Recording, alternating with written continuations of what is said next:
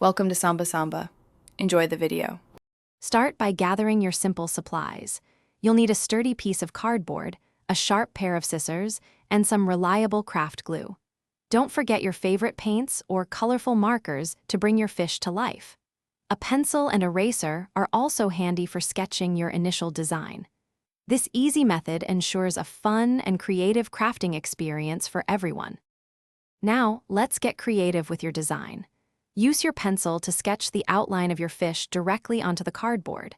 Think about adding distinct fins and a flowing tail to make it look more authentic. Once you're happy with your drawing, carefully cut out the shape using your scissors. Take your time to ensure smooth lines and a neat overall appearance. This is where your fish truly comes to life. Grab your paints or markers and start adding vibrant colors to your cardboard creation.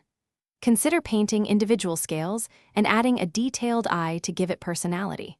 For an extra touch of fun, glue on a pair of googly eyes.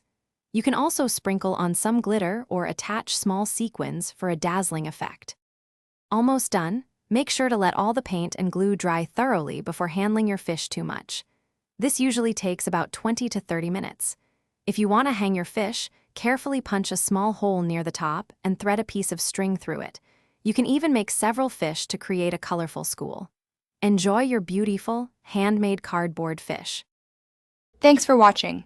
Consider subscribing if we helped you.